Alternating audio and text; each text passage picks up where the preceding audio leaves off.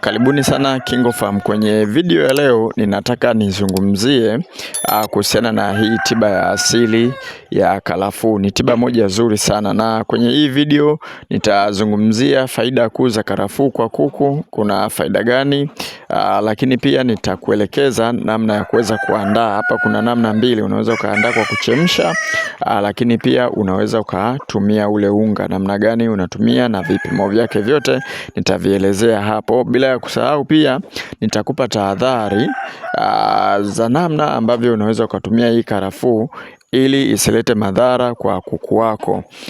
Na mwishoni kabisa pia nitakwambia ni namna gani unaweza ukaboresha hii tiba ya karafuu kwa kuchanganya na tiba nyingine za asili. Ni tiba gani nyingine za asili ambazo unaweza ukachanganyia na hii karafuu ili iweze kufanya kazi vizuri zaidi, hasa unapotumia kama tiba. Nikukumbusha tu KingoFarm unaweza ukajiunga na mafunzo ambayo tunayatoa kupitia group la WhatsApp. Ada yake ni shilingi 8,000. Utakaa kwenye kundi kwa muda wa miezi miwili. Ndani ya miezi miwili utakuwa umewaelewa vizuri sana kuku, kuanzia tiba na jinsi ya kuwalea tokea vifaranga mpaka wanakuwa wakubwa. Lakini pia tunavyo hivi vitabu ambavyo unaviona hapa. Hivi ni vitabu ambavyo vitakusaidia kwanza kuchanganya chakula, kuwalea kuku tokea wakiwa wadogo mpaka wanakuwa wakubwa. Lakini pia jinsi ya kuwatibia kuku, jinsi ambavyo unaweza ukachanganya michanganyo kwa ajili ya kuku wako. Kuku wako kama hawatagi vizuri, hawakui vizuri, basi vipo vitabu ambavyo vina booster za kuwafanya wakue vizuri, lakini pia watage vizuri. Gharama ya kitabu kimoja ni shilingi 10,000 na ni soft copy tunakutumia kwa njia ya WhatsApp. Sasa tukianza na faida kuu za karafuu kwa kuku. Hapa tunazungumzia unga ule wa karafuu, lakini pia na zile mbegu za karafuu. Kwanza kabisa ni kutibu mafua. Karafuu huwa inatibu mafua vizuri kabisa. Nitakuelekeza baadaye namna ambavyo unaweza ukachanganya ili uweze kutibia mafua.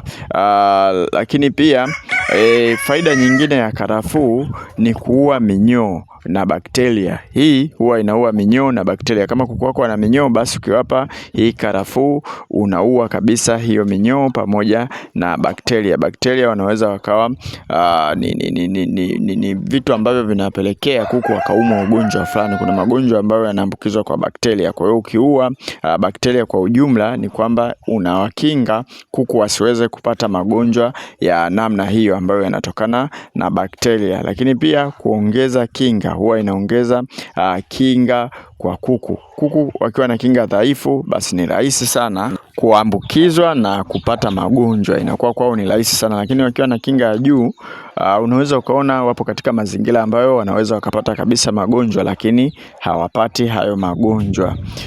Na kazi nyingine ambayo ni nzuri sana ni kuboresha mayai. Kuboresha mayai. Tunapozungumzia kuboresha mayai, kwanza inaanza kuboresha utagaji. Kama kuku wako hawatagi vizuri, watakuwa wanataga vizuri.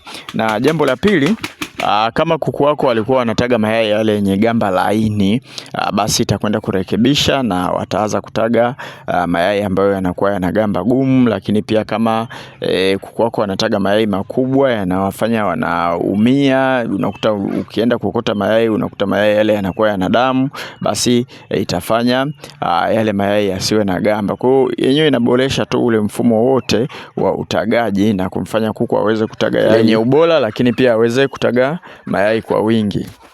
Namna ya kuandaa. Sasa tunaanza na namna ya kwanza kabisa ambavyo unaweza ukaandaa kwa kuchemsha. Ukitaka kuchemsha, utachukua punje hizi za karafuu 10, alafu utachemsha kwenye maji lita 1. Chemsha mpaka uone kwamba yale maji yamebadilika rangi, yamekuwa ya kahawia, yani kama vile yanafanana na hizo karafuu. Yale maji lita 1 ambayo uliyaweka kwa ajili ya kuchemshia, uje uchanganye na maji mengine ya kawaida tu lita 5. Kwenye lita 1 utachanganya kwenye lita 5. Kisha utawapa kuku wako watakunywa ndani ya siku 3 mpaka siku 4, inategemeana na kitu ambacho unatibia. Kama unatibia mafua au minyoo, minyoo siku 2, mafua siku 3 mpaka 4. Kama unaongeza kinga, basi unaweza ukawa unawapa mara moja, yani ukatenga kwenye ratiba kwa wiki, ukachagua siku 1 ukawa unawapatia. Lakini kama unaboresha mayai, pia kwa wiki unaweza ukawa unawapa mara 2 au mara 3. Lakini pia unaweza ukatumia unga wa karafuu. Unga wa karafuu huu huwa unauzwa pia hata sokoni, hata mwenyewe unaweza kuandaa kwa kutwanga.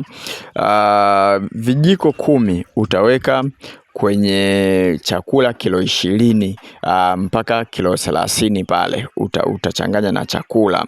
Kwa hiyo ukichanganya na chakula utakuwa unawapa kuku wako kile chakula, watakuwa wanakula ule mchanganyiko kwenye chakula. Na hapa sana sana utakuwa unatumia kama kinga. Kwa mfano mafua, utakuwa unakinga mafua. Minyoo utakuwa unakinga kuku asipate minyoo kwa kuua bakteria ambao labda wapo kwenye chakula, lakini pia utakuwa unaongeza kinga, na vile vile utakuwa unaboresha mayai kwa kuku ambao wanataga kwenye kile chakula cha kuku wa kutaga. Kwenye kanuni pale unaweza ukawa unafanya hivyo pale unapochanganya, ukawa unaongeza na vijiko vya karafuu kama sehemu ya kanuni yako ya chakula.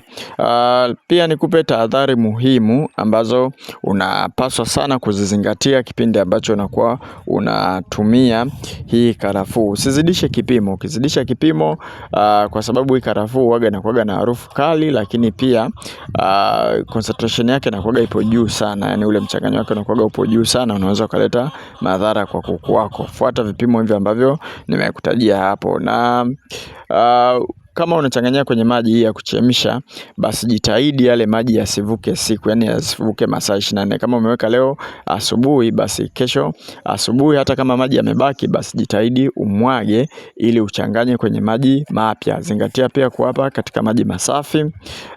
Na muda wa tiba ni muhimu sana kuzingatia. Ikifika siku 4, kwa mfano ulikuwa unatibia mafua, imefika mpaka siku 4 kuku wako hawajapona, basi achana na hiyo tiba. Tafuta tiba nyingine. Tuna tiba nyingi sana za asili ambazo zinaweza zikakusaidia. Vile vile pia michanganyo inayofaa kuchanganyia, hasa unapokuwa unatibu mafua, unaweza ukaongeza vitu vifuatavyo kwenye huu mchanganyo. Kwa mfano umechemsha kama jinsi ambavyo nimekuelekeza pale. Kwenye ule mchanganyo pia unaweza ukablend kitunguu saumu 1 ukaongeza humo, au tangawizi 1, au pilipili kichaa kijiko 1, ile pilipili ya unga, au punje 10 za pilipili kichaa ukachanganya pamoja na huo mchanganyo, ili huo mchanganyo wako uweze kufanya kazi vizuri kabisa. Pia sisi KingoFarm tumefanya kazi na nyinyi ambao mnatutazama hapa YouTube kwa muda mrefu sana. Sasa hivi tumeongezea bidhaa ambayo unaweza ukaipata kwetu kwa uhakika zaidi na kwa ufanisi wa hali ya juu, incubator. Hizi incubator zinapatikana kwetu kwa gharama nafuu na zina ubora wa hali ya juu sana. Unaweza ukapata incubator ikawa inakusumbua. Tunaagiza sehemu yoyote ile ambayo upo kwa uaminifu mkubwa. Kwa mfano huyu tulimwagizia hiyo incubator mayai 60, yupo Arusha. Lakini huyu pia nashukuru tulimwagizia vifaa tu vya incubator, na hapo alikuwa amevipata vizuri kabisa.